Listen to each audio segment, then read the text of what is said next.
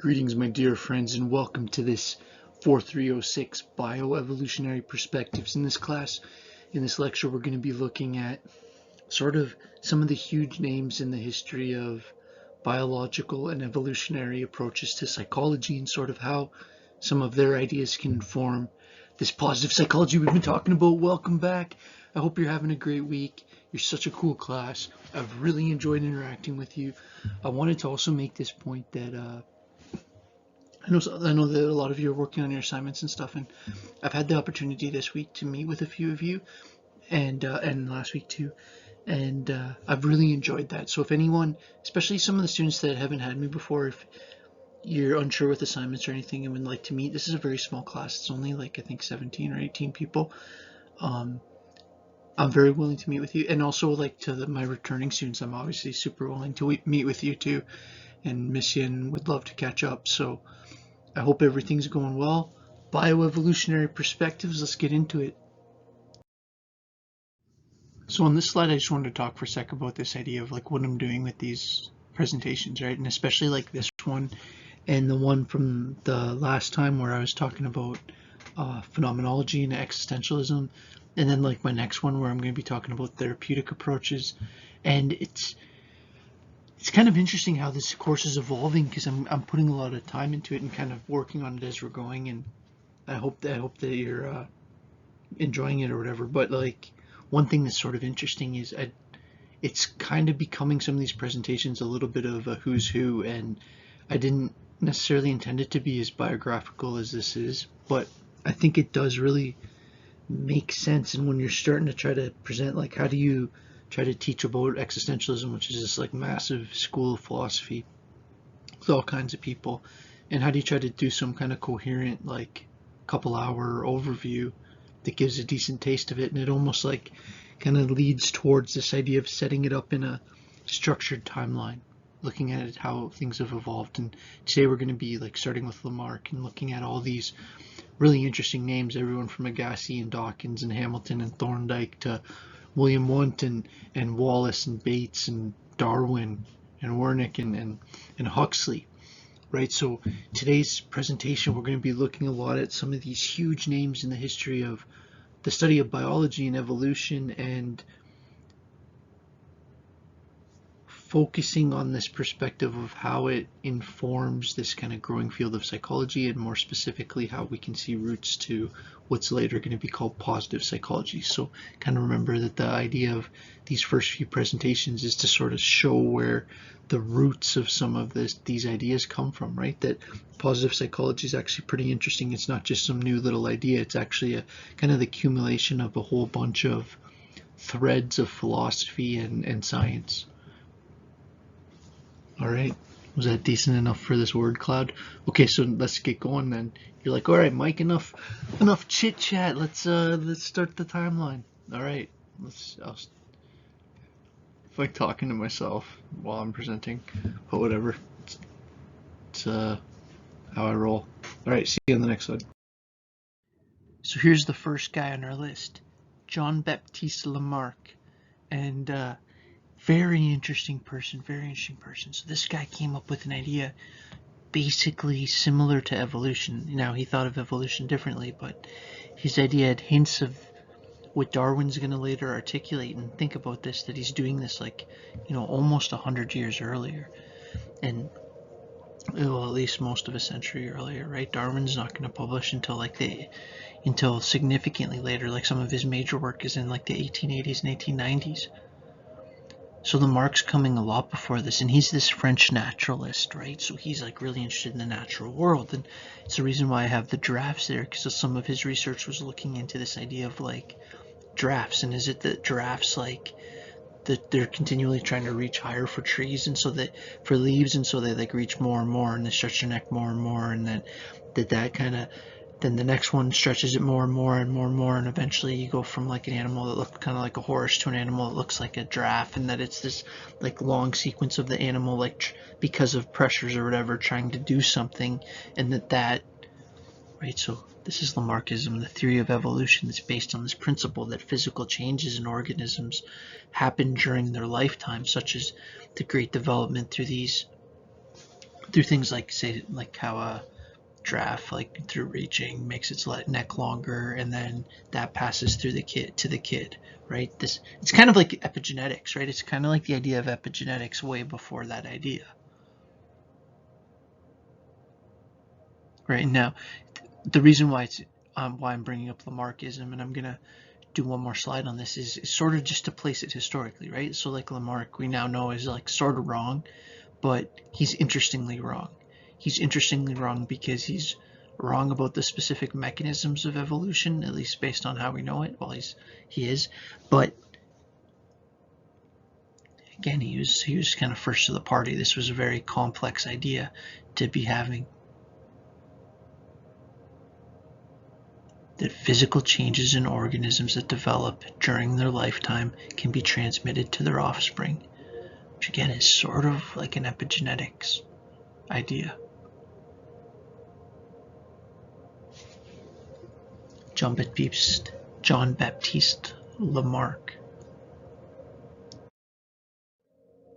Lamarck had this idea, you see here, the Lamarck's giraffe, that the original short-necked ancestor is stretching to reach these higher leaves, and like then passes on to the next generation, that the neck's a little bit longer, and then keeps stretching to reach even higher leaves. And so you see at the bottom of the image, driven by this like inner need, or again, remember this is way before they had the language like genetics.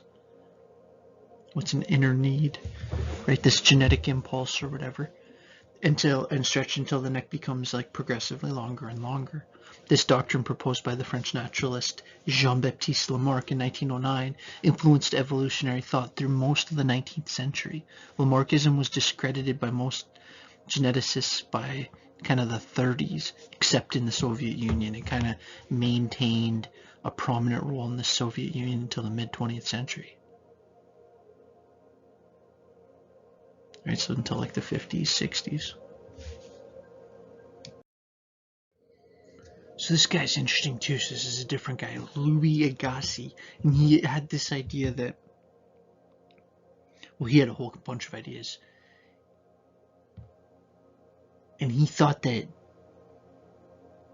well, he's like kind of a big believer in the flood, and a big believer in this idea that the Earth has went through this series of cataclysm, right? These cataclysms are what he would call catastrophes. And you can see that that's why it's called catastrophism, right? This idea that when he was looking in the fossil record, he saw that it didn't seem to be this like smooth transition, like this clean story. It seemed to be these like interlocking periods of growth and then devastation. Although Agassiz was quite familiar with the factual evidence concerning environmental change and variability and heredity, the modifications which Darwin would later build his arguments, he held that the organic world represented this. So the organic world, so the physical world that you see, actually was this representation of something that had had all these repeated interventions by a supreme being, right? So he thought that like God had come to Earth and like intervened at all these times throughout history. All these key times. Like the easiest one to explain is like the Noah's flood idea. Right, so he's trying to use this to explain like kind of what he was seeing in the fossil record. Remember, some of this stuff seems less convincing in hindsight when we know more, right? When we know that, well, this guy's still pre-Darwin.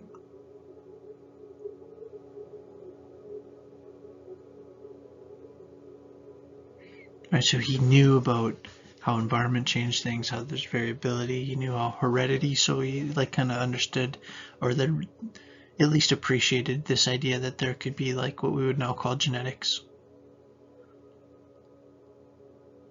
But he still had this idea that, so the doctrine that explains that differences in fossil forms encountered in successive stratific levels are basically like how things get stratified basically means that there's like this level and then this level and then this level. Think about like a pile of dirt and then another layer on top, and then dinosaur bones and then another layer, dinosaur bones, another layer. And you can kind of assume that the lower you go, the older in time you go. And he said when he was like looking at how that stratification happens, or these stratigraphic levels, seemed to him to suggest this idea that the Earth had been through this kind of series of, through in its long history, cataclysms. This guy, interestingly, also in a totally different way. So anyway, so why that matters is because he had this idea that was very much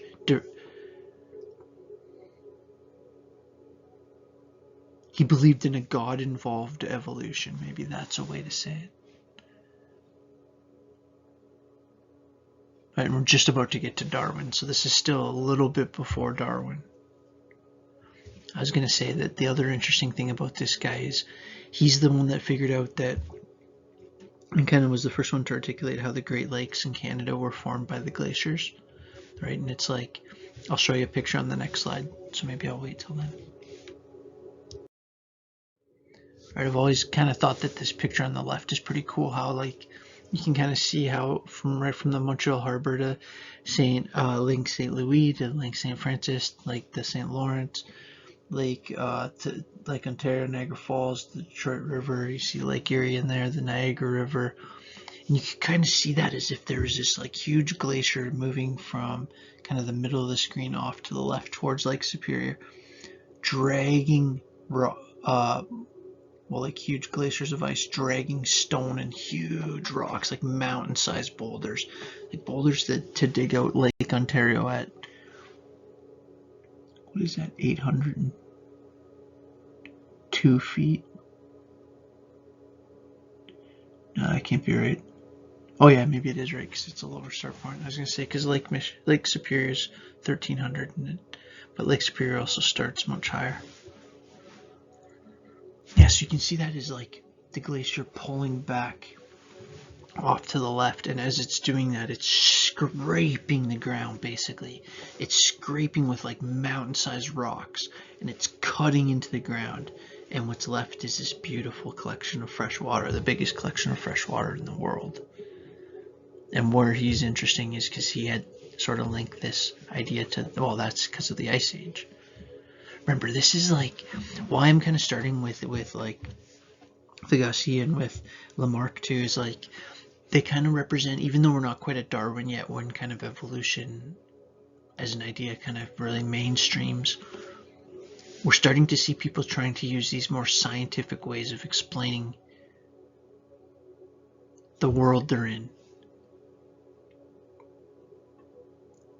And I guess he's kind of interesting because he still had a hint of the religiousness, especially with this idea that there was some kind of being interacting with the earth through these cataclysms, right? Or these, what he called catastrophes.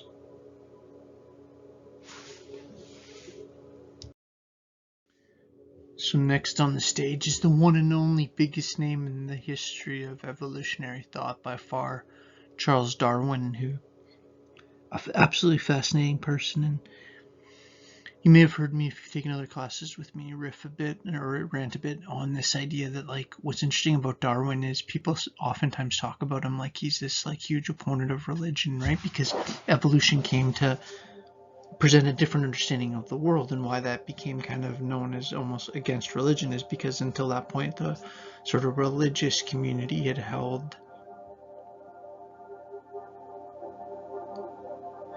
sort of the authority on being able to say like where are we from and how old's the world and where'd life come from and all these kind of things. And Darwin was actually really concerned about like what was going to happen when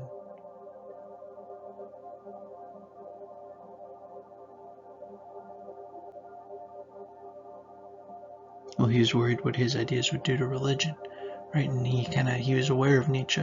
Would have been aware of like these people are. It's so interesting how contemporary they were, that they were sort of around the same time and near the end of their careers, and he would have been aware of this idea of like the potential struggle.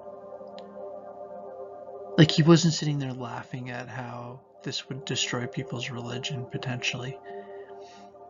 He was worried, and he was worried not just about what effect it would have, but he was also worried that he might be wrong. And like there's it's in his book Origins of Species, but which I have somewhere. And in the past I've read to classes like this one part where it's really interesting because he's talking about the human eye. He's talking about how like he's actually having nightmares and losing sleep and staying up at night, wondering about the human eye, if my idea is right and if things really do evolve and it's really just natural, not just, but if it's really natural selection and sort of this survival of the fittest and this whole process. And how does something as complex as the human eyeball develop from that? How do we go from single cell organisms to an eyeball, right? There's like, because he was just talking about how like the human eye is so advanced.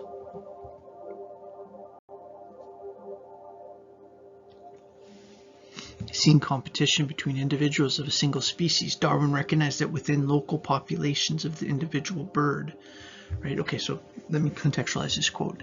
So Darwin's he's observing these like these finch bird populations. He's starting to notice that like, okay, well, some of these birds have, and you can see the finches in the image there, some of the birds have these like longer beaks, like the one on the top, and then the one that it kind of looks like a stand on the head of another bird that has this like more kind of sharp beak. And Darwin noticed that like, okay, over time, these were all originally the same bird, but over time some of those birds were better at cracking nuts and some of them were better at digging for worms, and so they sort of started to socially isolate, and then they started to not mate with each other anymore and kind of develop their own niche to such an extent that they became their own species.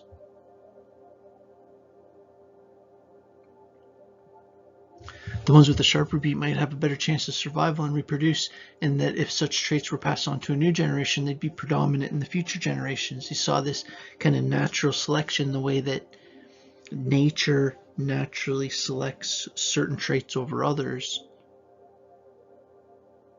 Right, so like say for example, if you're born into a situation, say you're a bird and you're born into a situation where there's not a lot of water, but you have kind of a genetic predisposition to be able to go a long time without water, you're more likely to survive than a bird that's not as good at that.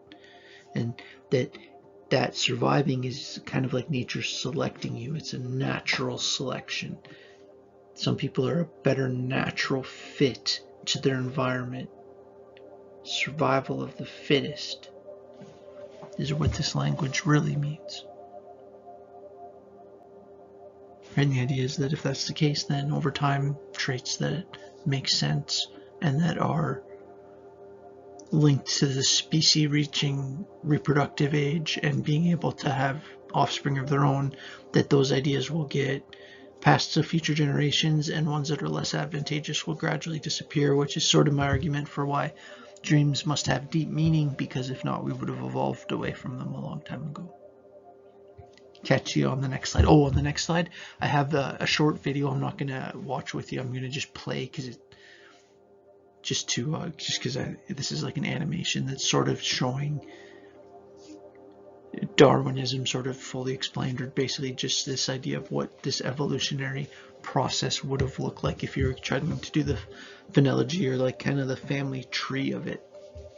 I think you'll find this next one kind of interesting.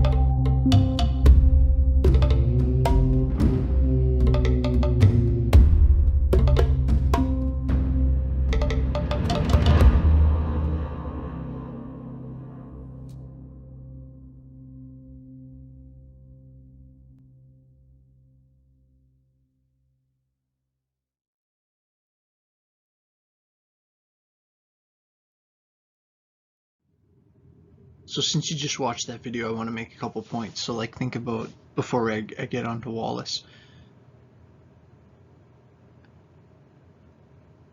let me just hit the most controversial part of the idea right on the head. Right, because we can talk evolution all day. Like, the most interesting question everybody has is, so are you saying that man came from chimps? And my point is that evolutionary theory is definitely not saying that. We have a common ancestor with the chimpanzee. If we came from chimps, there wouldn't still be chimps, right? Because if you kind of let your mind just think about it for a sec, right? Like, it's like, what, did some of the chimps miss the memo? And like, some of them turned into humans, and that's not how it was, right? That there's actually all different types of hominids, and there was like, and you've probably heard of like Homo neanderthals, and you probably heard of Homo erectus. Homo erectus was on the planet for like 1.5 million years. Homo erectus probably had fire. Homo erectus was probably using some type of language.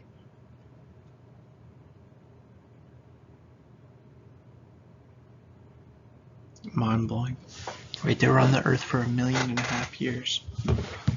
Humans, we think that like our current ancestors, Homo sapiens sapiens, have been like 200,000 years, right? And then something weird happened like somewhere between 50 and 70,000 years ago, which is sometimes, if you read the book Sapiens, that's the author refers to that as like this like cognitive revolution that happens there, where it's sort of this birth of mythology and religion. This huge jump in brain power. Right? If you're like psych students, that should be interesting to you.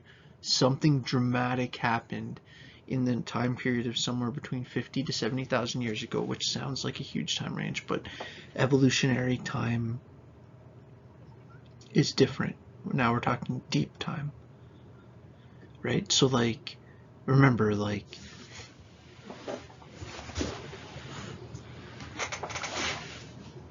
a 1,000 years ago, you're in the Dark Ages. 2,000 years ago, you're basically in the time of the story of Jesus, or you're 100 years after it. You know, you go back. China's probably the oldest country, right? China's basically been a consistent country for 5,000 years. Sumeria, Babylon, places like that. Now you're getting back to in that range too, right? Some of those things are getting back 8, maybe 10,000 years. But even like things like pyramids, Sphinx, like even if you go with like the oldest dates that people like 20,000 years, maybe 30,000 years. Göbekli Tepe in Turkey, maybe like 40,000 years. And why am I saying all that? Because like 40,000 years ago, and if human beings were at our current brain state for at least the last 50 to 70, that means there's a huge amount of our history where we were the exact same, had the same emotions, sort of. Obviously the context was different, the situation was different. Those people had relationships, had their hearts broke, had crushes on people, felt like their life had meaning, felt like their life didn't have meaning, felt overwhelmed by things, were scared, were excited. One of those people. I can stop going down that rabbit hole, but like, you could have a baby with someone from 70,000 years ago that's a Homo sapien, and your baby would be healthy. I sort of the idea is that it's probably around there, because if you go back more than that, there seems to be this significant, like I've kind of been ranting about, this significant brain development jump. And again, this is kind of like, again, if you're like, oh, this isn't 100% verified, it's like, yeah, no kidding, but like nothing from 50,000 years ago is 100% verified, obviously. Nothing from more than what do you mean verified, right? Okay, so Mike, you're 5 minutes deep. Will you ever talk about Alfred Russel Wallace? the great zoological researcher.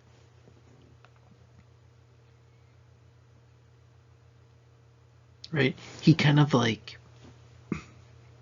not kind of, he formulated ideas related to evolution and natural selection that predated Darwin.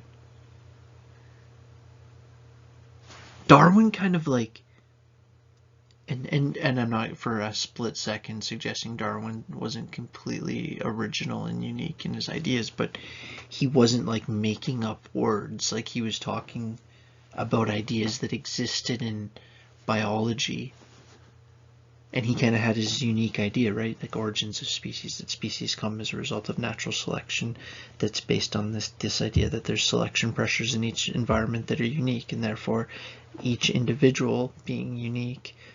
And that then the idea in nature is that the parent has multiple babies, and that's why there's randomness and difference, and because then it increases the likelihood that at least one of the offspring will be perfectly suited or ideally suited to whatever's environmental pressure. Right, that's selection pressure, right? So think of what, so I'm just kind of still in the first sentence, that Russell had this idea, or Russell Wallace had this idea that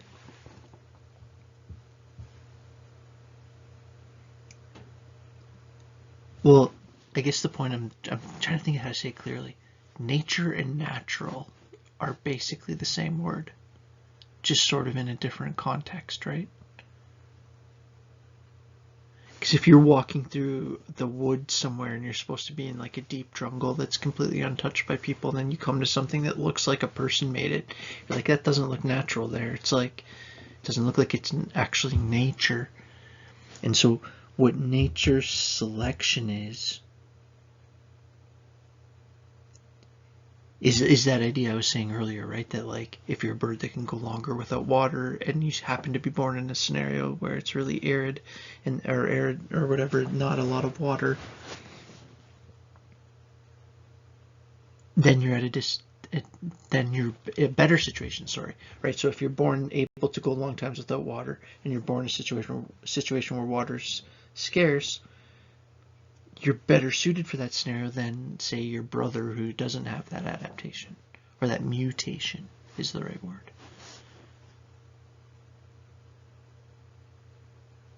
Right, so I'm sort of in a weird way, I'm kind of explaining evolution in a weird way, because now I need to address what the word mutation means, right? That as the as the reproduction happens, and the male and female DNA is recombined.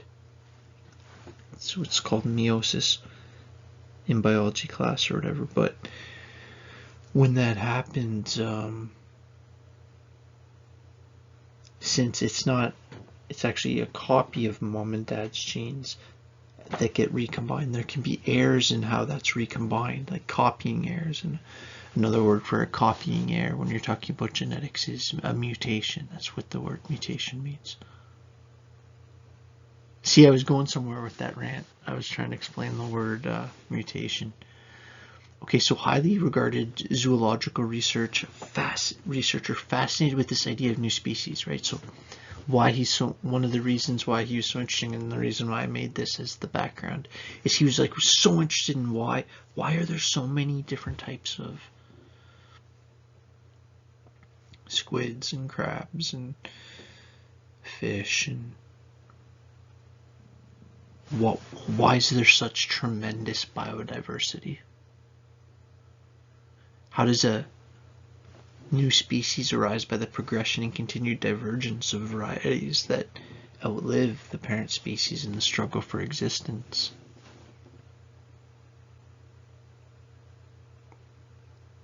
It's quite the quote, right? But you kind of have to just slow down and read it. It actually is pretty clear. It's like, new species, so like an animal that didn't exist before, comes from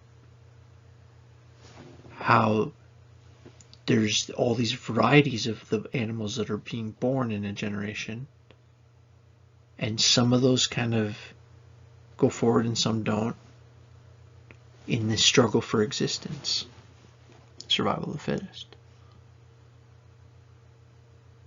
You notice he's like almost there.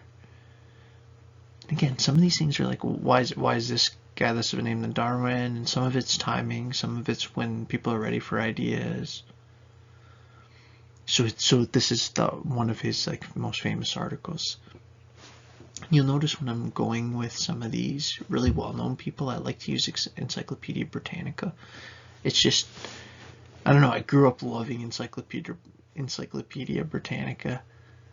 Back in the day, I can remember when they would like come around, because I remember you could, it's like there's a Friends episode where I forget, but I think Joe, my wife, loves Friends, and I like it too. It's like a hilarious show.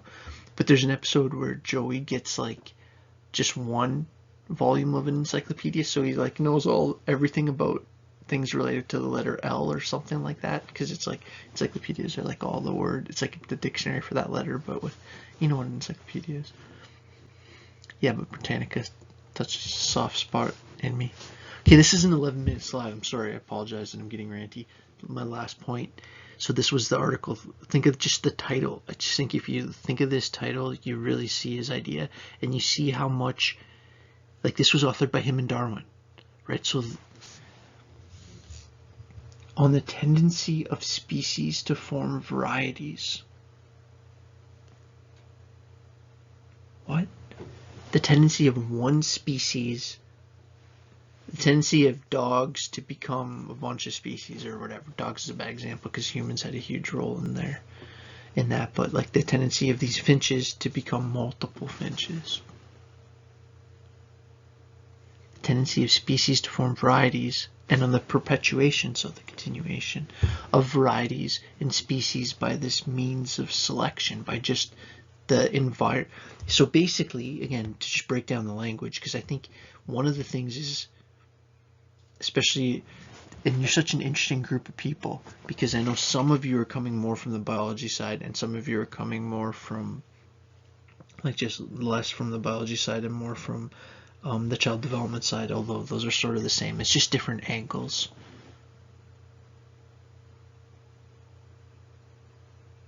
Not different angles, it's different parts of the story.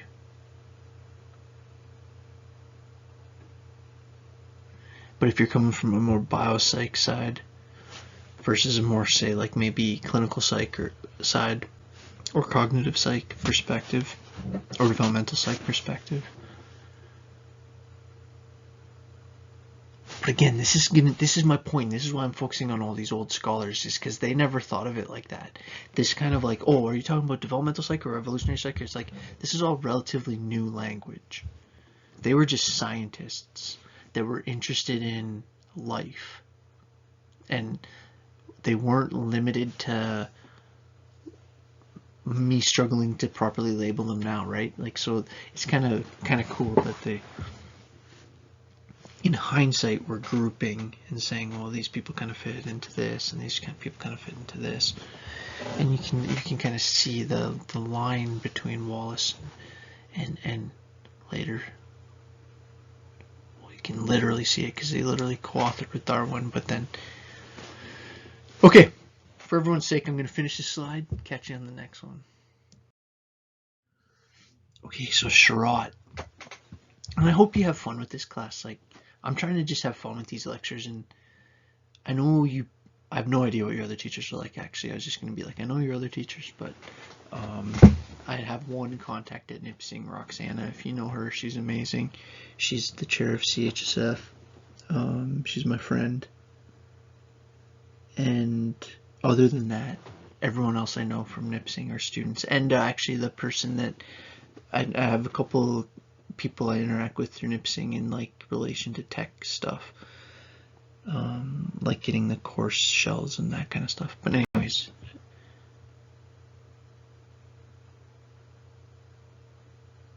I just got ranted on that because I'm just having fun. I'm just thinking it's like, I don't know, it's just a blessing to be able to talk about things as interesting to you, to students that you feel care about what you're talking about. It's cool. Sherrod, anyways, get on topic here. I'm a minute in, and I just really made you sit through a long one on the last slide. But I'm going to try to keep this video in total a lot shorter than the last one. There'll be different lengths, right? I'm not going to try to worry about it. I'm going to try to worry about just doing as good quality as I can and not worry about stuff like time. But this will probably be like about an hour and a half. But then healing ones next week, that might be a bit longer too. Sherrod, fascinating, right? So Sherrod's like huge, and like just look at the title of this: hysteria. So hysteria was like a word that was like kind of a catch-all for people that had conditions that didn't have an obvious physical condition, right? So like if you look at some of Freud's earliest work, he's like trying to help people with hysteria, which is, again, like it's not the language we would use now, but that's what they called it then. They didn't know what it was. And you can see how that's the same word as hysterical, right? That like if you're like somebody's like something really bad happened and someone's hysterical, what do you mean by that? It means that they're like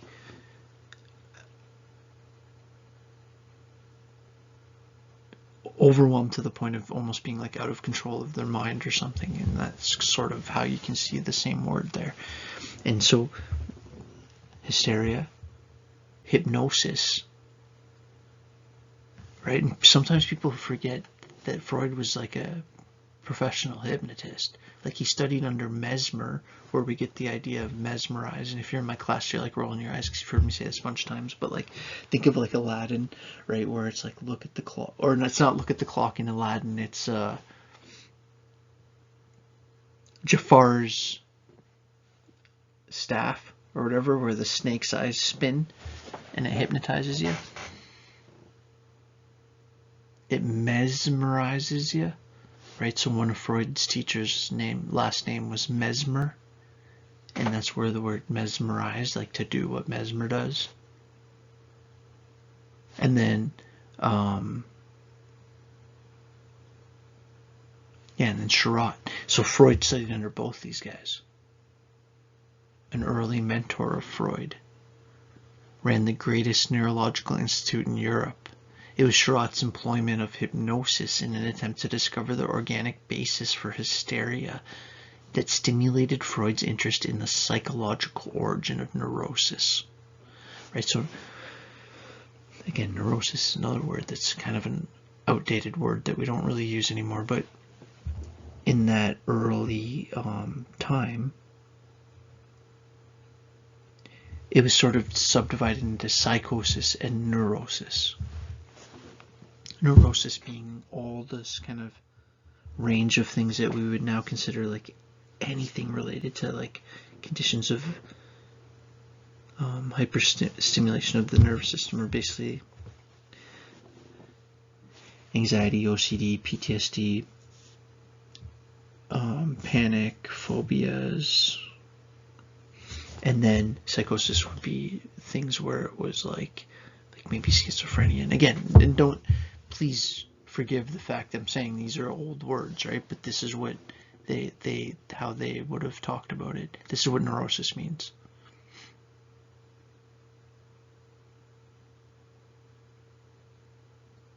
Yeah, it's so interesting.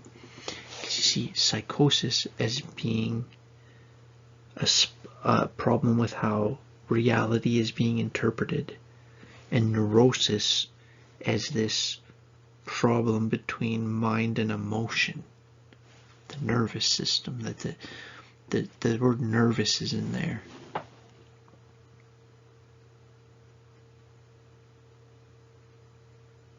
Yeah, neurosis, but also the word neuron is almost in the, like it's such a unique word, right? And Freud thought that, well, Freud was fascinated with that.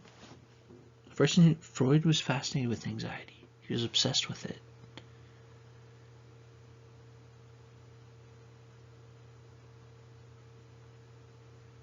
It was, let me just do that one more time. It was Sherrod's employment of hypnosis. Right, so he was using hypnotism. So there's a lot in that comment. He was attempting to figure out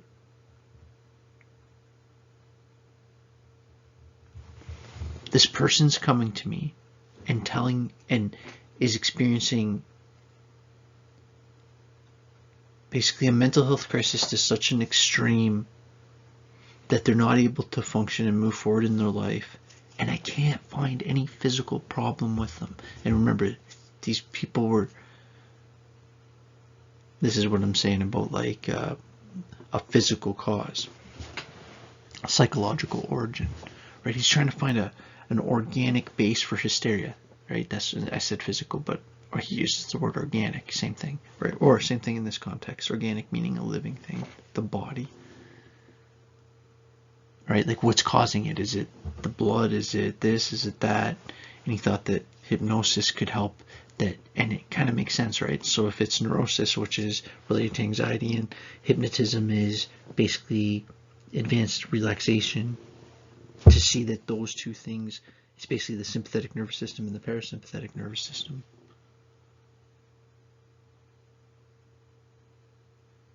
He pioneered research in this thing called cerebral localization. This part of your brain does this part of your brain does this does this does this, this does this.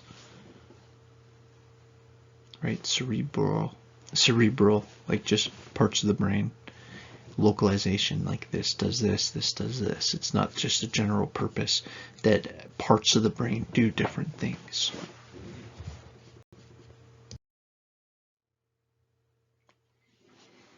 You can write your killer chorus. I'll write about Huxley versus Wilberforce. That was like a line. I didn't say that very cool or very good, but that was like a line in some rap song I remember from like when I was a kid, and I remember like, and then I remember thinking that they meant, and then I remember learning about Brave New World and thinking that they meant that Huxley. It's actually super interesting, right? Because Aldous Huxley, who wrote Brave New World, which is like one of the most famous books of all time, super important book, really interesting book. His grandfather was Thomas Henry Huxley, who was just, if not more, famous. So Huxley's nickname was Darwin's Bulldog. That's kind of a cool nickname because Darwin was actually a shy guy, right? And he didn't want to be in front of everybody. He had these ideas. And Huxley was like a witty Englishman that could like really hold the crowd, really speak. Huxley versus Wilberforce. So it's like maybe the most famous debate ever. And there's a clip of, if you just go on YouTube and you just go Huxley versus Wilberforce, like basically the first thing you'll find is a clip of in a courtroom. You can tell it's like a BBC kind of drama or something that they like recreated it, and it's good. And I was gonna put it in this presentation, but just because it's from PBS, I'm like guaranteed I'll get a copyright strike for that, because I don't know, because it's like, anyways, just because it's the BBC is bad for that, but you can just watch it, right? So just go to YouTube if you want and just go Huxley versus Wilberforce. It's like a 5-minute clip, and it's pretty interesting because it actually shows Wilberforce is like gonna take the religion side, Huxley's gonna take the evolution side, and they're gonna argue. They're gonna argue at Oxford University with people like whistling and yelling, and people make points, and it's like, oh, it's almost like a battle rap. It's like, which is a weird way to compare it, but like Huxley, at one point Wilberforce is like, so if you came from chimps, was it on your mom's side or your dad's side? And everyone's like, whoa, like laughing and everything. And then Huxley, I forget what Huxley says back, but I forget, but Huxley's awesome too. Absolute wordsmith. These are both like, Wilberforce is like a well-known, I don't have it there, I don't think he's a pastor, I think he's a scholar, but he's on the religion side. Yeah, so Huxley was doing all these lectures basically arguing for the relevance of Darwin, emphasizing the importance of science in the modern world. His famous debate with Wilberforce.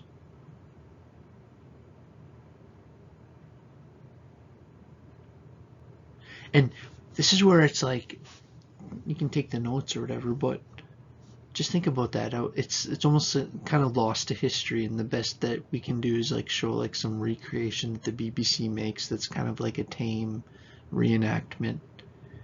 It's like this would have been a wild situation. There was a lot on the line. This was almost like a boxing fight. This was like Wilberforce, the best spoken person representing the religious people, versus, like, quite literally, Huxley, this like young, super witty. Well, if you want to like have an interesting few minutes, Google who the Huxley family in England were.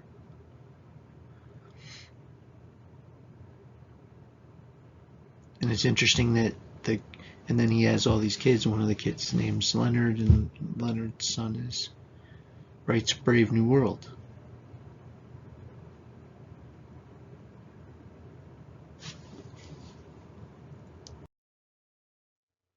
Okay, so for this one, I'm gonna just take the camera off just so that you can see the full slide. Wilhelm Wundt, another really interesting person, and in some ways the first psychologist, right? Because at a certain point when you say like who was first, it's depending on what you mean. Because you could sort of make an argument for Wundt, you can kind of make an argument for William James, you can kind of make an argument for Freud. William James is a little bit before Freud, a little more on where philosophy is turning into psych. Freud's a little bit sort of where medicine is turning into psych, like really roughly speaking. But these are both founders. And I think founders is the proper word for sort of that group, I guess. Right? I wasn't really thinking that. I just kind of looked up, and that's like the first word on my first point. But that is the right word.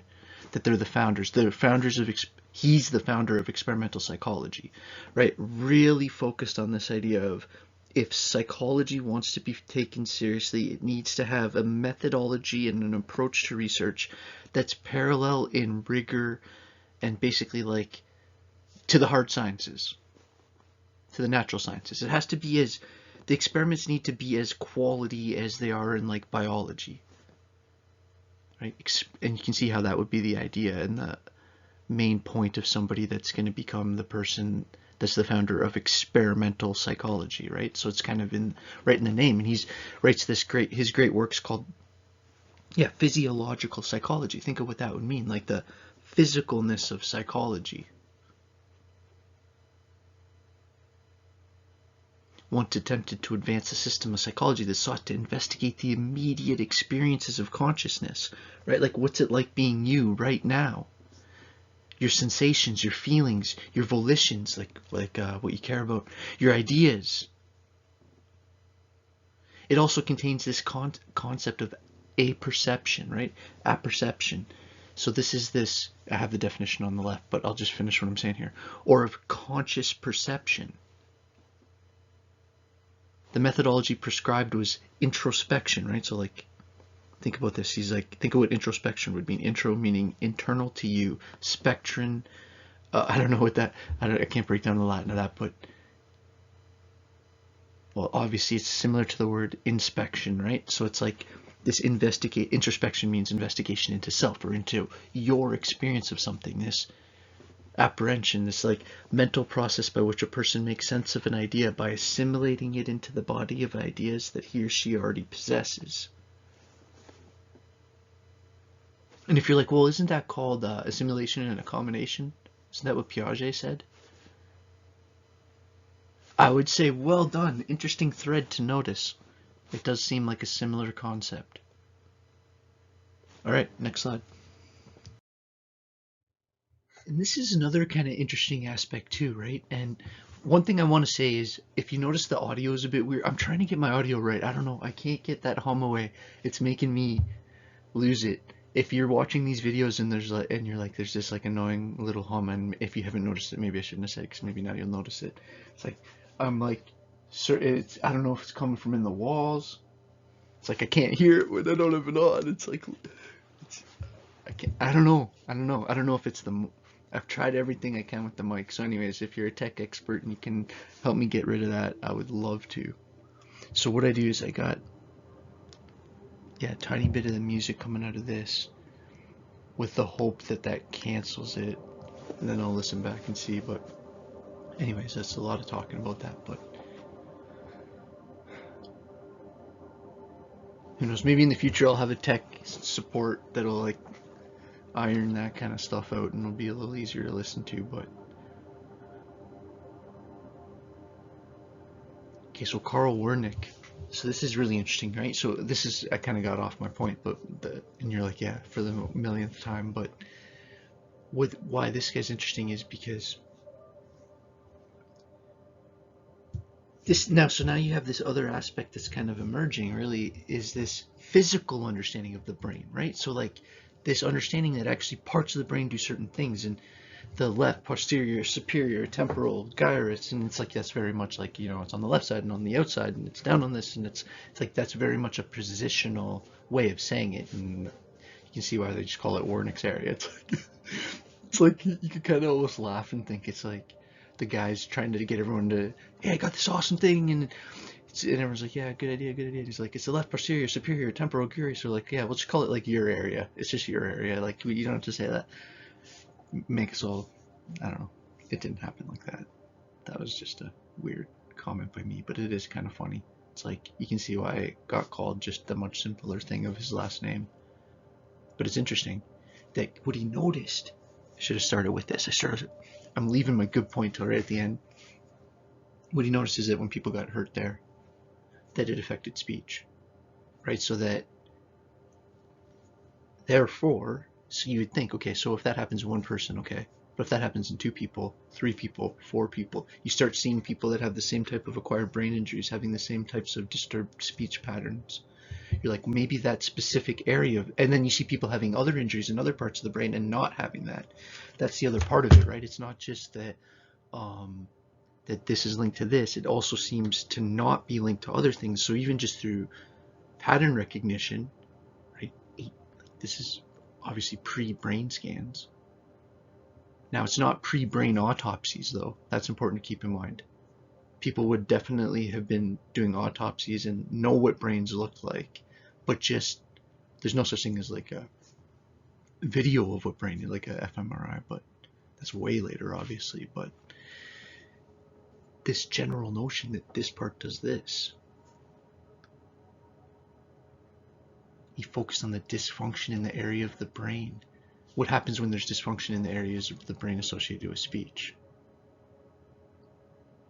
So again, we're not going to spend tons of time. There's several people, and Broca is another, right? So you've probably heard of the Wernick's area and the Broca area, and how they relate to speech. And it's like those are 2 people's last names who basically found that there's these areas that seem to be really heavily related, and it's like BROCA, and that are really heavily related to, well, when there's injuries, that they have these like kind of predictable results. So therefore, there's the link. So you can see how this is almost like medicine, but it's like, well, I guess you'd call it like early brain physiology.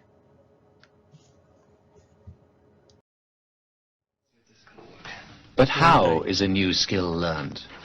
That was a question which began to fascinate Thorndike. To answer it, he built some ingenious puzzle boxes from which cats could only escape by operating latches. And in you go. This is classic footage. I might have shown you this in developmental psych, but it's just a real quick. This is his puzzle box experiments, right? But really much, like very much looking at this biological. The cat appears to be very clever in engineering its escape, solving the problem with a deftly placed paw and a push of its nose. The law of effect. He thought these were biological things. The schedule of reinforcement.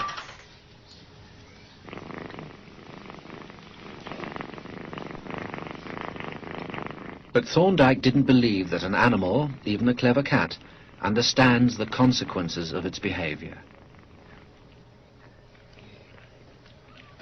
When he placed a cat in the puzzle box for the first time, Thorndike was unable to see any evidence of flashes of insight.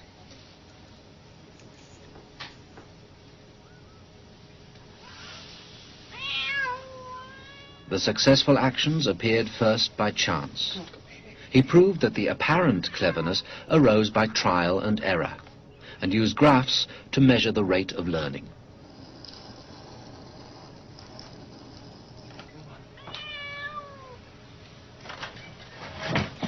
A well-practiced cat quickly recalls the actions that help it escape to its reward of food.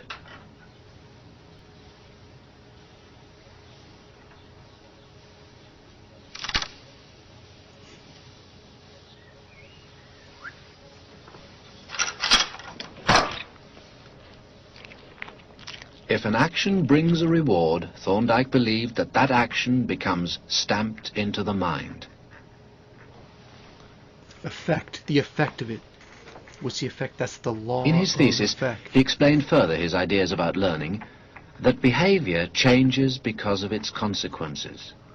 He called this his law of effect, which explained how even wild creatures develop new habits.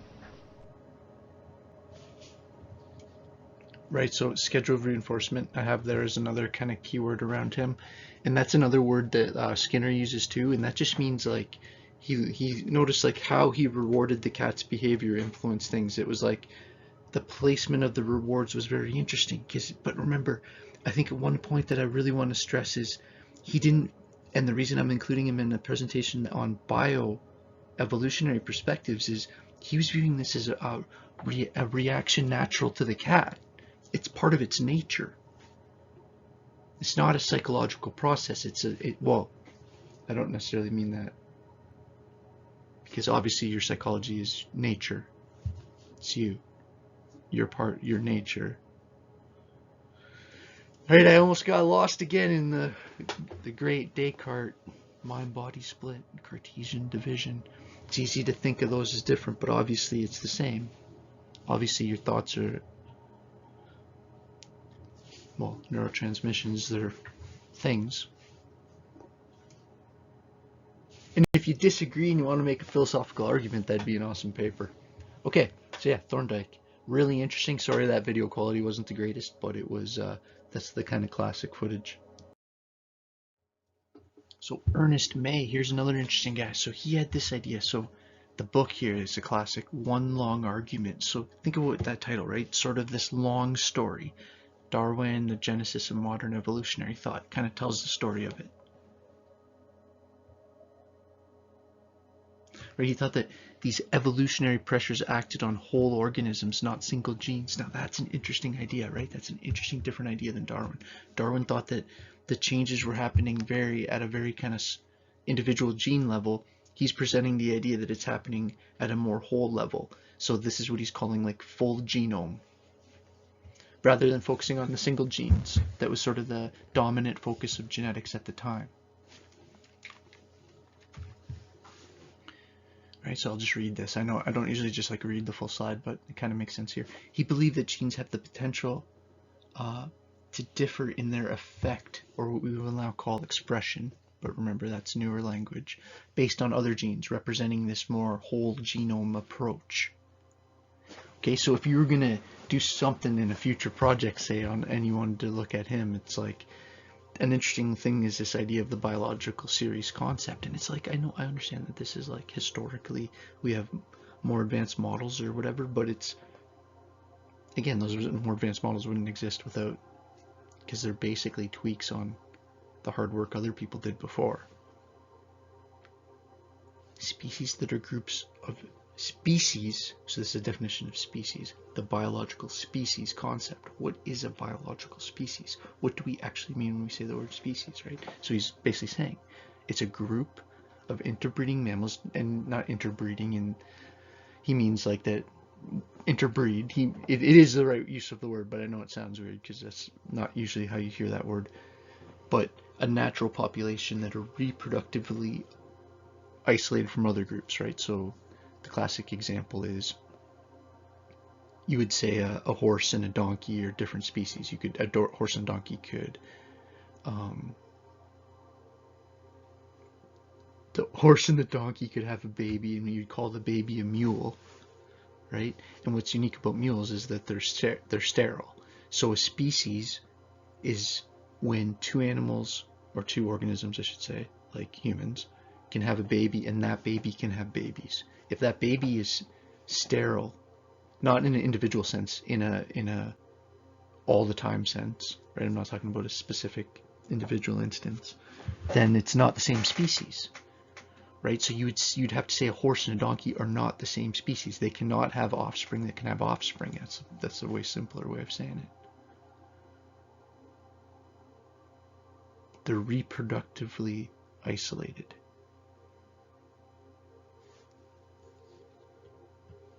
Is Mayer's term.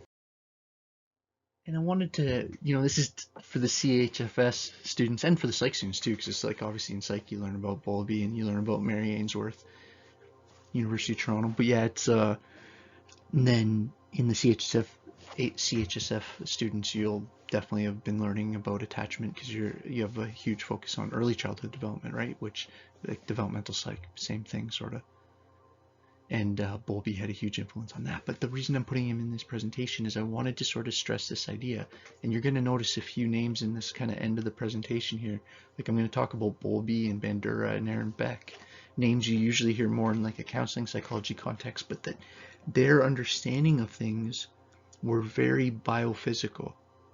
Right? Bowlby thought that children come into the world biologically pre-programmed to attach. Right, so if you took the developmental psych course with me or with a different teacher, and you talked about attachment, you talked about that these, like Bowlby, who was Ainsworth's mentor, right, that believed that this was like biology, basically. It's just sort of fit into the story and how we talk about it as psychology. But then again, it's like, well, what's the difference between psychology and biology? And again, we're back to that mind-body split that I can't get away from. But it's because all good questions sort of lead there. Well, not, I don't know, that was too much, but kind of, right? It's like that Cartesian split. And what's that mean? It means like, that's Descartes' classic comment of, I think therefore I am, or that what makes me real is my thoughts, not my body. It's like my thoughts and body are.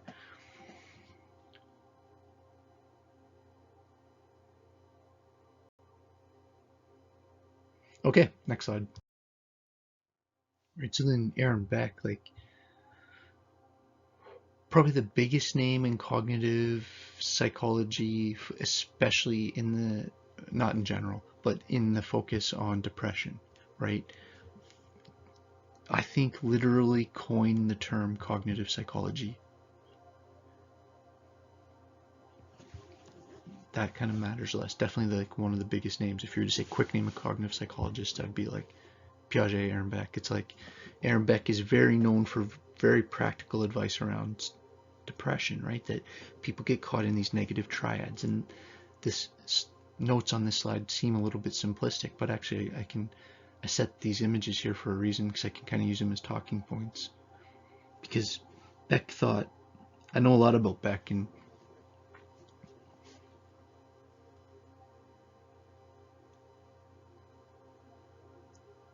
well, the things like depression and anxiety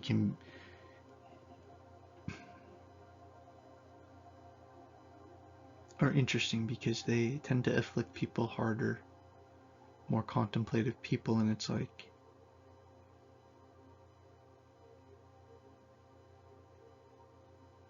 well, think about it. It's like, what is depression? It's like this additional kind of mental content. Well, it's a whole bunch of things, but what's some of the psychology experience of it? It's like, well, sort of when the storytelling in your head goes bad, and it becomes more negative and more repetitive and less new and original and more focused on what's wrong and all these kind of things, right? And you can see how that's like,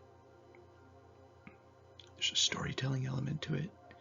And, nowadays we talk about it as like self-talk is the word we use. Beck was one of the ones that kind of gave a lot of language to things that later, like you might have heard of a workbook called Mind Over Mood, which I strongly recommend for either you if you ever need it, or a friend or a family member, especially around depression and anxiety. And this is sort of the point I was trying to make earlier, is that like a lot more people deal with those things, and it's because your brain's really good at thinking of things to worry about, and so some of it is recognizing how those thought patterns work, and that's what Aaron Beck was really focused on, is these cognitive thought pattern. And because if you can understand that, and you can understand how that patternness is at the essential core of thought and emotional chains. Well, the understanding that and learning practices that are expressions of that is basically his approach to therapy. So, okay, so cognitive triad. At the top, negative views about the world. At the bottom, negative views about your own future. Negative views about yourself. And it's like, he really viewed that as like a simplistic drawing, but a way to, as a starting point to like, say, start a session, right? It's like, you come into me and you're saying you're feeling really down.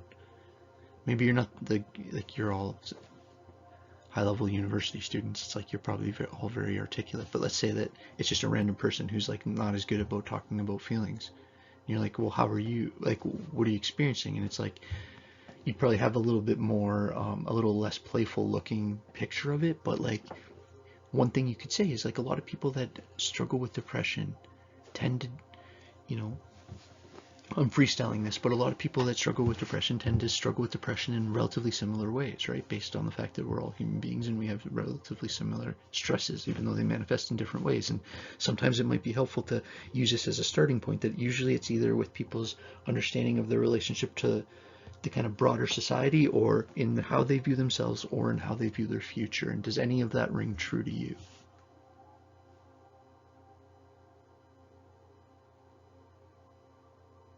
Right? And so now think of these words. So these are all cool, and some of them you've definitely heard of. Obviously, you've heard of like minimization, to minimize, downplay the importance of things, or overgeneralize. You know what that is, obviously. You know what magnification is. Personalize, like personalizing things that when it's inappropriate, or not fair to yourself, right? Like, it's my fault that this happened, and you might have been like a tiny bit related to it, but it's like you wouldn't have said that to your best friend. And that's one of Aaron Beck's. I don't know if it's Aaron Beck or if it's the Mind Over Mood people who kind of used his ideas. So obviously cognitive therapy is heavily linked to what's going to come a bit down the road, cognitive behavioral therapy, which is sort of taking some of these ideas about how the cognitive is and creating behavioral interventions. Because the thing is that behavioral interventions are very effective. Because people are behavioral. It's like Bandura's idea that we're going to get to in a second. You almost have to view behavior as a third variable. Conceptually, not really, obviously. Okay, so anyways, so let me just do a couple more. Selective abstraction, that's an awesome term, that we draw conclusions on the basis of one element in a situation, often at the expense of other elements, right? One of many elements. It's like a prism that shines a light, and it's like we only see the one we want to see, and we stay like at this kind of angle, because if we went like that, I don't know, that's not the best example, but then, you know, we're focusing on a certain part of the problem. And then the idea of making arbitrary influences. Oh, this happened, this must mean this, when there's little or no evidence. Right, so he's saying like all these things are ways of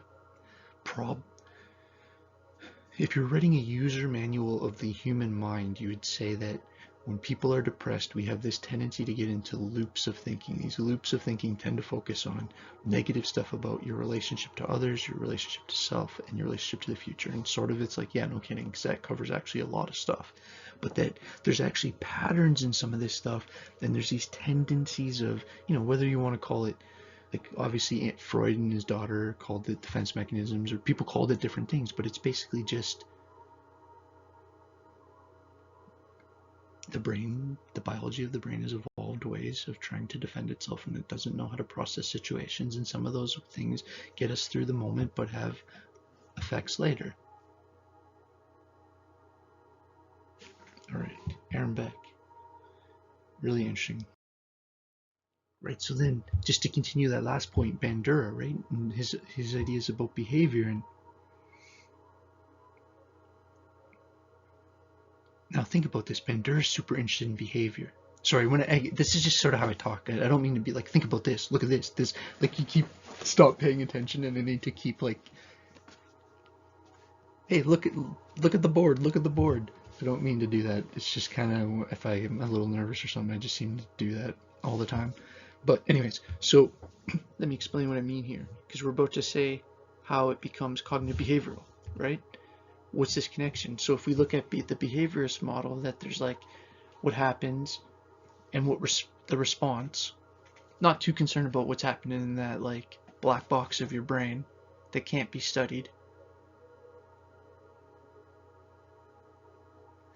So notice how this is just a switch in thinking, right? So the behaviorist model looking at observable external behavior, what I'm doing, right? You can see like, boom, this light broke and Mike turned, right? And you can see light broke, stimulus, response behavior, turned, but you have no idea of like, was I scared? Was I like, that's the millionth light? Was I like, happy because I was doing an experiment on how fast I could get it to explode? Like, that's a weird example, but it's just that you have no idea what my internal experience is.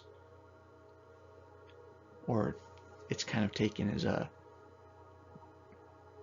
axiom or like a presumption of that approach or an understanding.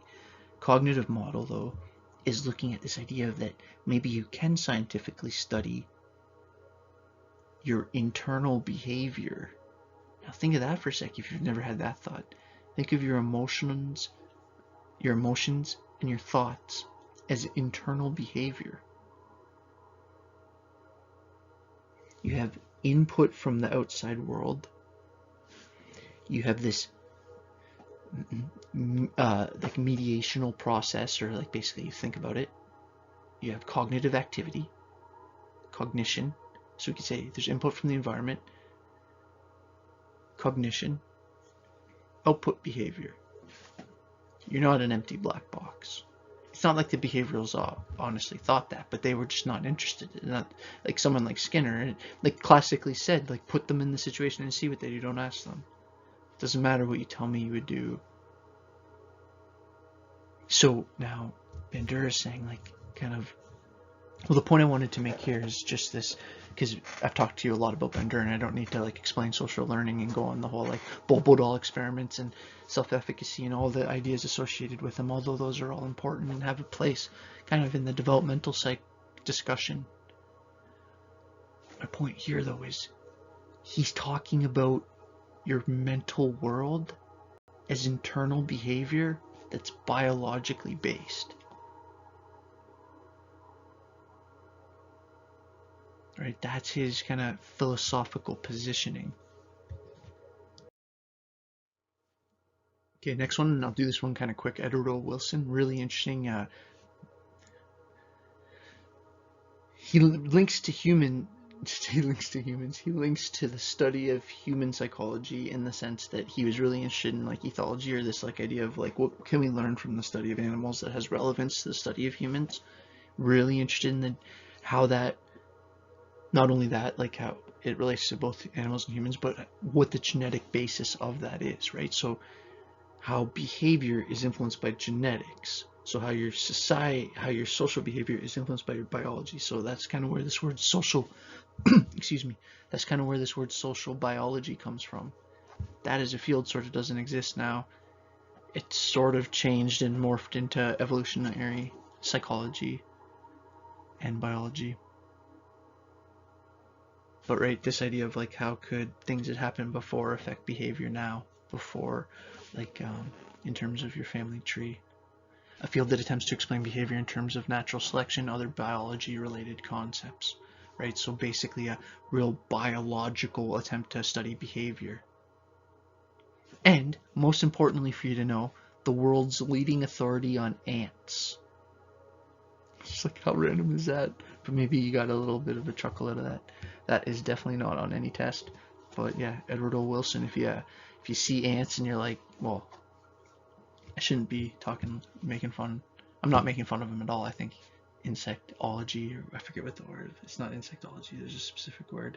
My daughter's super into ants right now, and insects in general. We watch like shows about it.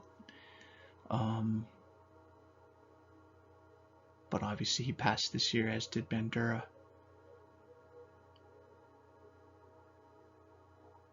Huge name, huge mark on the field. Massive. The father of social biology, which was the father of evolutionary psych. Your father, mother, whatever. Lineage matters, though, I think. So yeah, cheers to him. Yeah, so actually, it's kind of wild when I flip back through, and it's like him and Beck and Bandura all passed this last year. Hmm.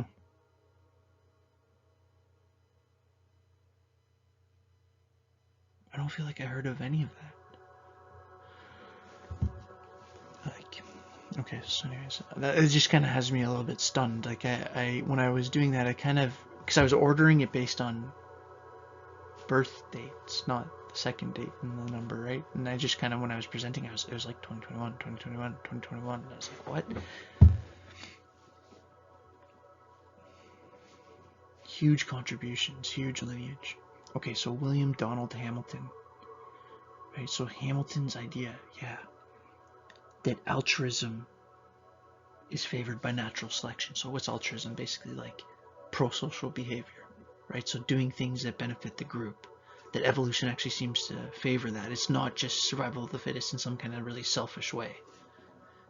He highlighted the genetic basis for altruism. He's this British naturalist. So think about what a naturalist is, right? Someone that studies the natural world. So sort of biologists, but biologists that are interested in like plant life and trees and animals and a population geneticist, so interested in how genetics works, but at a huge group population level. Right, his famous essay called The Genetic Evolution of Social Behavior, that he thought that social behavior was something that evolved just like your ability to throw a ball evolved, or to throw a throwing arm. Chimps can't throw like you. And if you're like, well, why?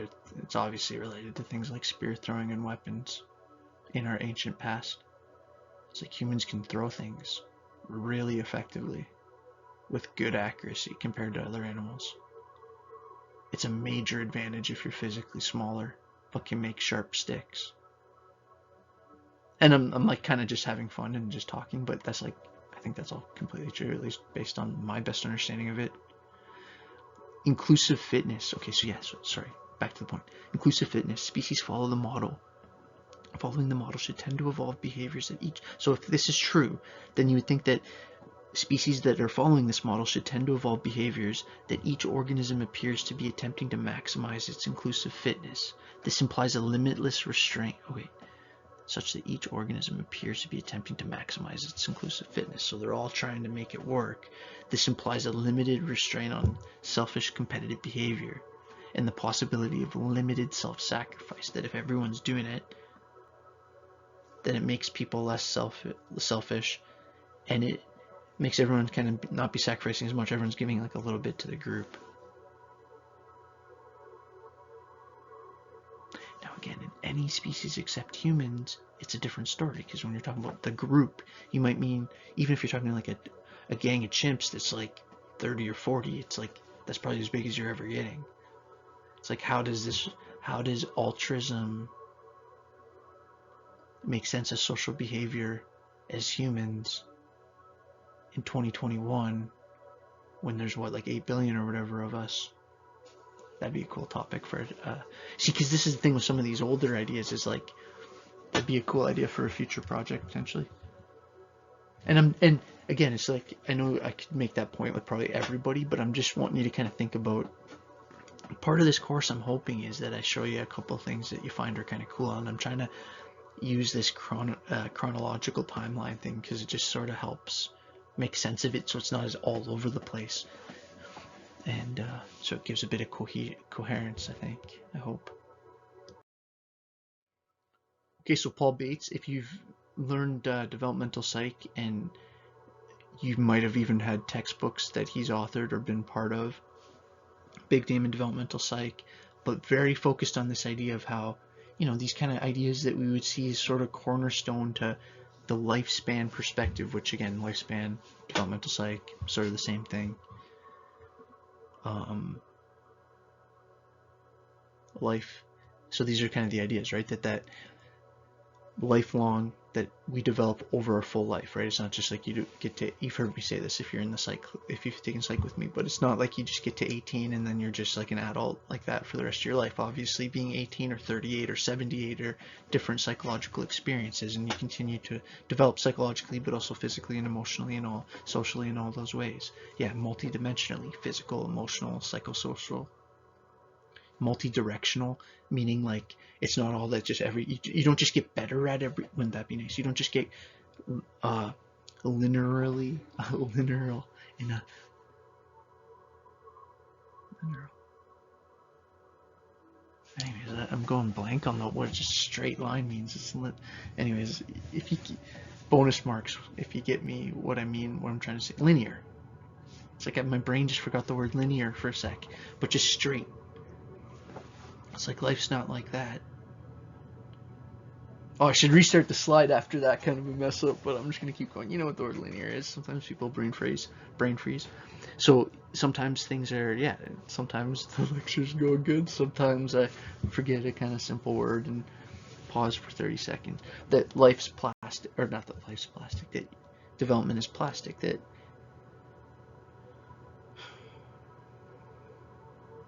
well, within reason, that like sometimes things or patterns that get established can be changed. Just like plastic can be made into all kinds of things. It's changeable. Things are contextual. They happen within certain situations, and understanding those situations is important to understand what happened. And that development is multidisciplinary, or basically that it includes, to really understand it, you need to understand the biology of it and how evolution affects it and how social pressures and sociology and all those kind of things affect it, and how archaeology or how anthropology and like the kind of cultures of the societies that your ancestors evolved in shaped things, right? So now you're bringing in anthropology, sociology, biology, evolution, maybe chemistry, maybe archaeochemistry, which is an awesome kind of new subfield of like when they find ancient cultures cups and stuff like that, and if there's any residue that they can like tell you basically what was in those cups. Very new science. But yeah, that microchemistry has nothing to do with Paul Bates. But that was in my broader rant about multidisciplinary. Okay, next slide. We're almost there.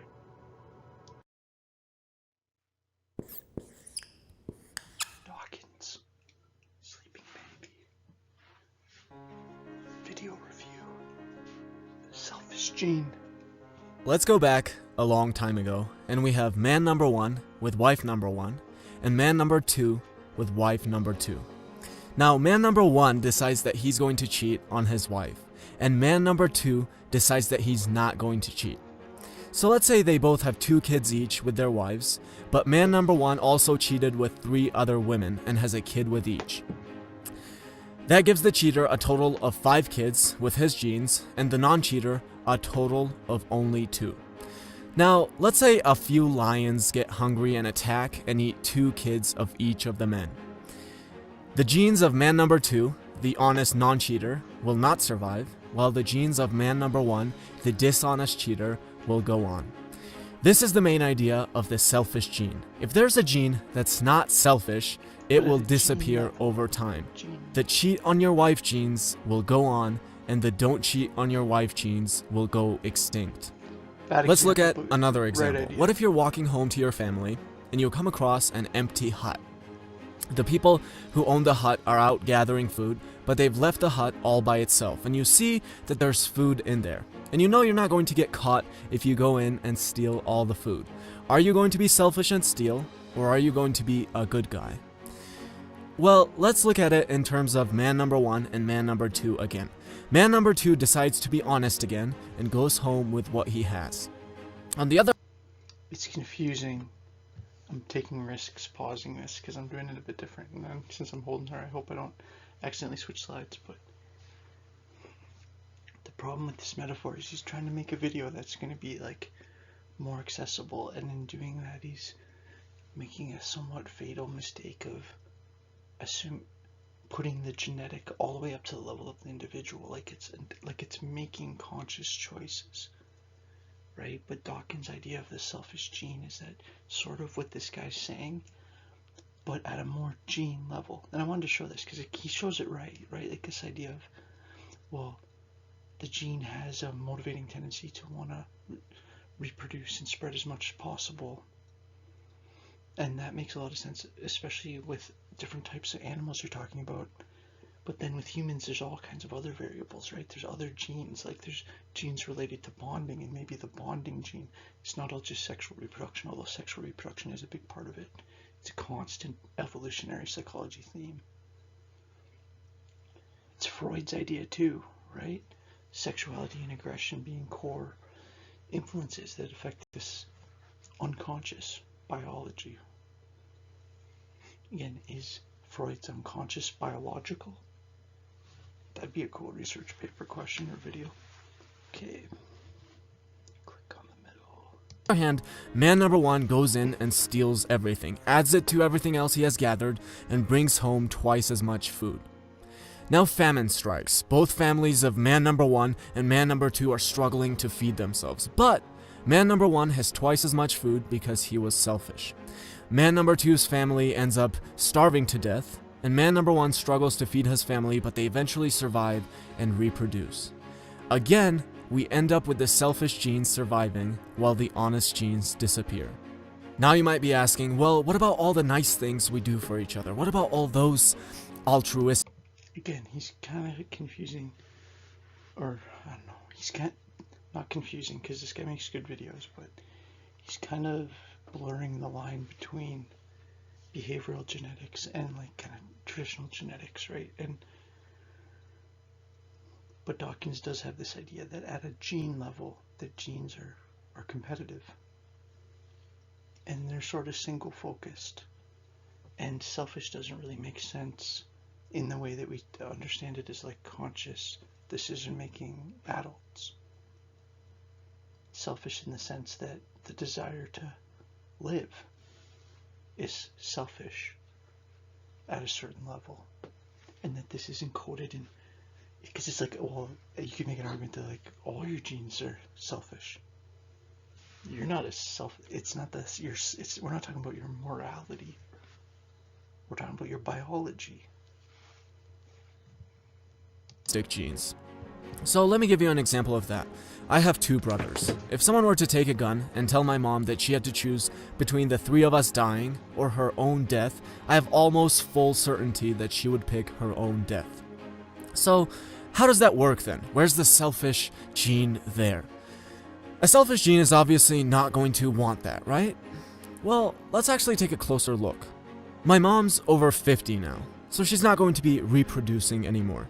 She does have 3 sons, however, who are all capable of reproducing. So the decision is between absolutely no chance of reproduction or a very high chance of reproduction and survival, considering 3 healthy sons.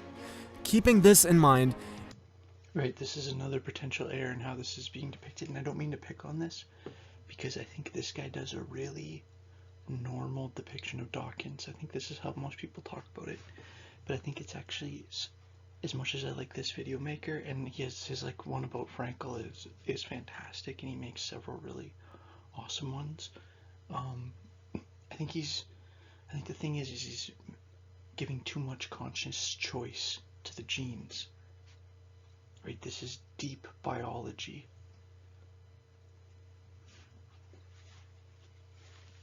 It's not decision making at all. It now makes perfect sense for a gene to be selfish and want my mom to sacrifice herself. She's not going to sacrifice herself for any random 3 brothers. Why not? It's not like we're the best 3 brothers in the world. What's the difference? The difference is that they don't carry her genes. So the selfish genes logic is very clear here. When you're a 50-year-old woman and you have 3 sons, it makes absolutely perfect sense to pick your own death over the death of your 3 sons. Let's look at another example. Worker bees will sting an intruder and kill it, but in the process the bee's internal organs are ripped out and it dies as well. Wow, now that can't be because of a selfish gene, right?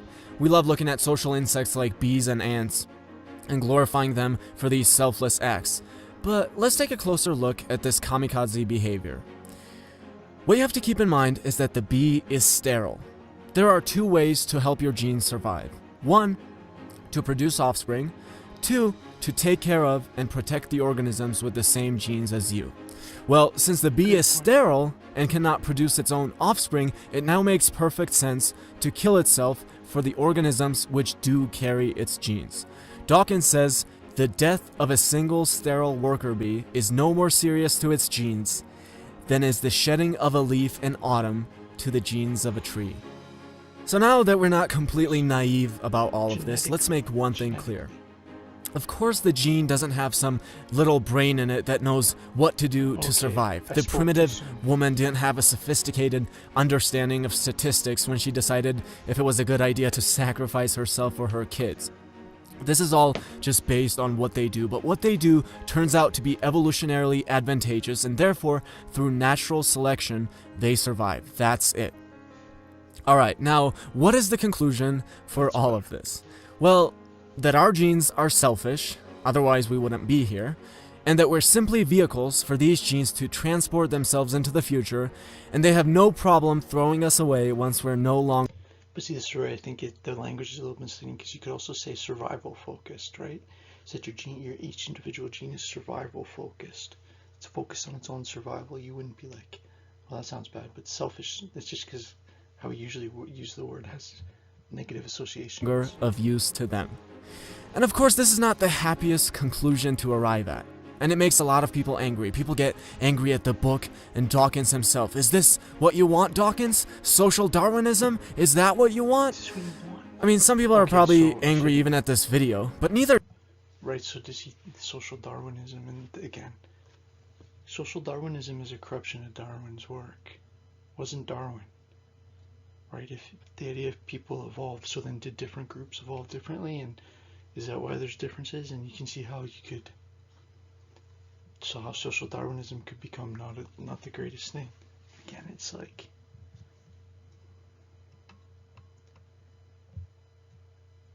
someone else's idea. Dawkins nor I want to live in a society that's governed by social Darwinism. We're just simply presenting factual information. Doesn't matter if you like the fact that a husband who will cheat as many times as he can will have a better chance of spreading his genes. That's just a fact. But how can we approach this? Right, but then it's like, what's success? Better chance of spreading your genes, maybe. But maybe, significantly lower chances of having meaningful, high-quality relationships in your life. So, what do you mean by success? But again, he means genetically.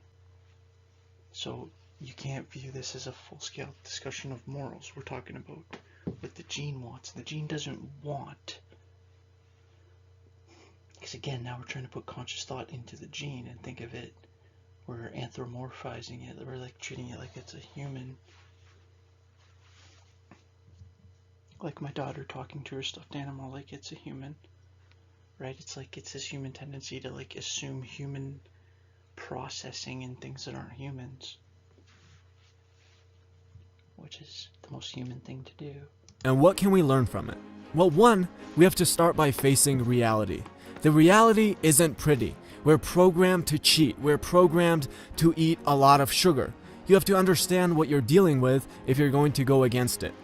It won't help you to get angry and yell, well, I'm not programmed to eat sugar, because you'll be presented with cookies and you'll overeat like everyone else. So one, face the reality. Two, we're so lucky as humans. You can't expect a bird to honor his commitment to his bird wife and not cheat on her, because he'll just go off of what he's programmed to do. But we humans have the ability. We have the ability to go against our programming. That doesn't mean that most people will go against it, but it's definitely possible. Most people won't be able to go against the urge to eat sugar when they're tempted by it, but I also have plenty of friends who do go against Again, minor clarification. It's not really going against your programming. It's sort of like expressing different aspects of your programming. Eating a cookie every time they're presented with one. Another thing I get asked a lot is when I'm going to have kids. And my answer is, I'm not sure if I want kids or not. I don't know if I want to play the game that I'm programmed to play, which is to have kids so my genes can keep going, or just create my own game and play that. And to this, most people's reaction is just pure shock. How could you possibly not want kids? What is wrong with you? And that's great that there's such a strong reaction, otherwise we would be extinct by now. But I might have kids or I might not. I don't know yet. I don't want it to be determined just by what I'm programmed to do, which is why most of us are brought into this world. So again, two things. One, accept the facts of natural selection. Getting angry about it doesn't help you at all. Two, realize that as a human, you're extremely lucky. You've been programmed for certain behaviors, but you can rebel against them, even if it's going to be really challenging, because you'll be up against years and years of evolution. And finally, don't take this as an endorsement for being an asshole or building a family or a society around social Darwinism. It will probably make you really miserable, but yes, your genes will be very proud of you. So to quote Richard Dawkins, I am not advocating a morality based on evolution. I am saying how things... I'm not advocating a morality based on this. He's trying to explain the science. He's actually trying to answer the question. I'm not advocating a morality, a right or wrong. Have evolved. I am not saying how we humans morally ought to behave. I stress this because I know I'm in danger of being misunderstood by those people, all too numerous, who cannot distinguish a statement of belief in what is the case from an advocacy of what ought to be the case.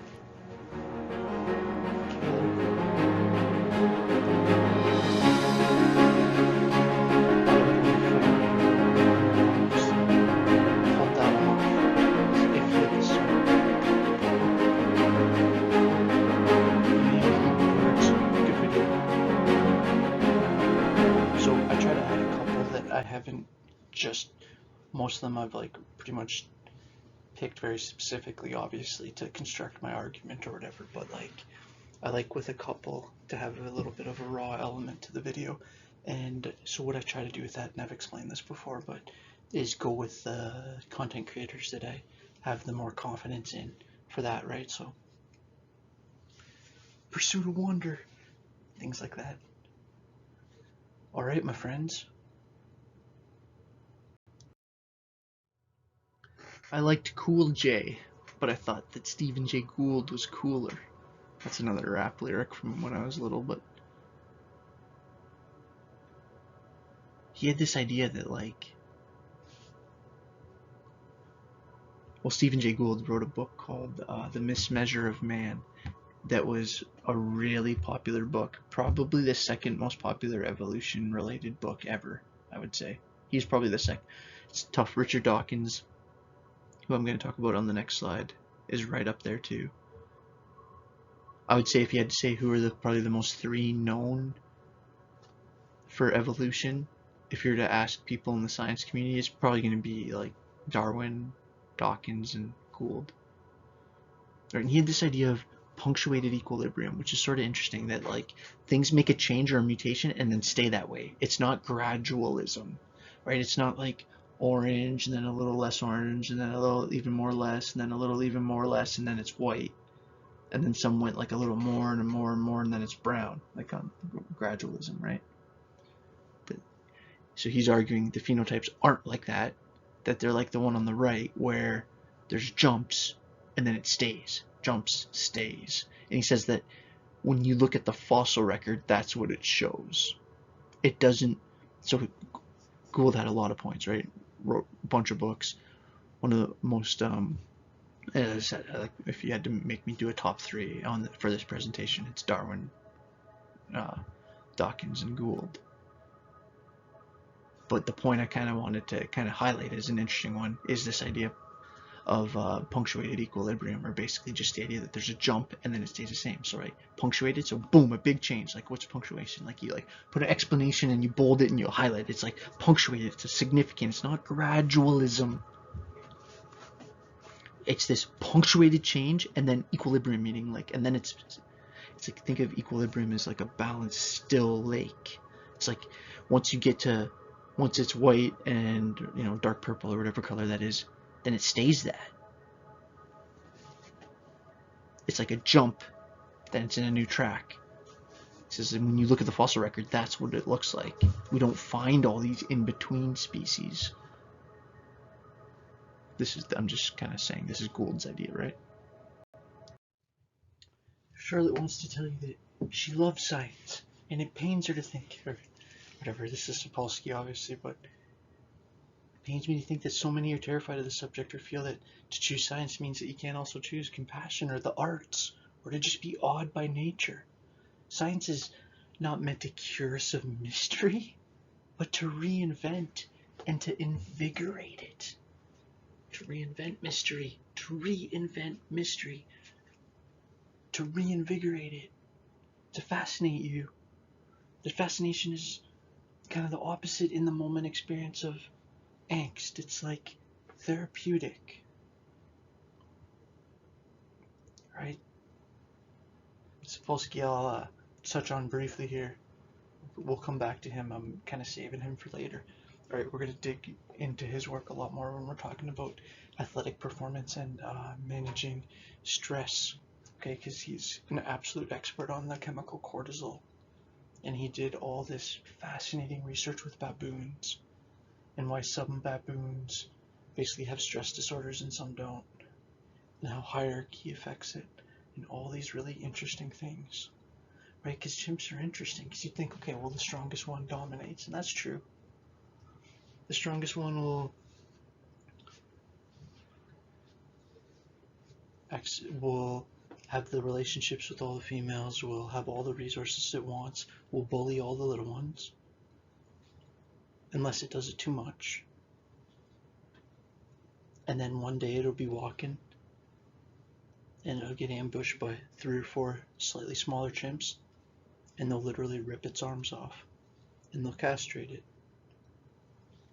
And so even in chimps, survival of the fittest doesn't mean survival of the most physically dominant. Because when you physically dominate, you encourage people to team against you. And this is so what chimp leaders stay chimp leaders.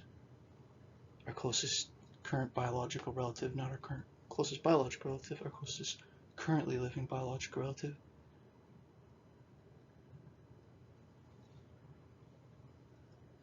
Well, the chimps that spend time grooming other chimps, the mentors, they stay in power because their power is based on the people around them also being powerful, and that's actually real power. Love yous. Catch you soon. Next presentation.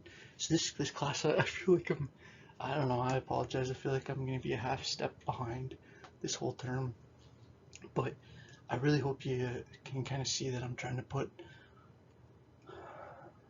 give a slightly different kind of course. Right? I could have picked a textbook and just did a chapter presentation, and sometimes that makes sense, right? Like developmental psych, for example, that's a very specific body of knowledge that people have to develop a competency of. So doing it in that kind of standardized way, so that if you go to a next level, you know who Piaget is, and you can contextualize that and all those kind of things. But a course like this, I want to push you to just, and I know I'm not like Mr. Modern. My brain's kind of caught in the last 100 years or so, and it's like, and I think maybe that's what I can offer. It's like that's sort of, if I had any specialty, it'd be that. And it's not even a specialty. It's just, in my 20s, I don't know, I always believed Plato's idea that like philosophy is therapy. And you're all high-level academics. It's an honor being your teacher. Cheers, my friends.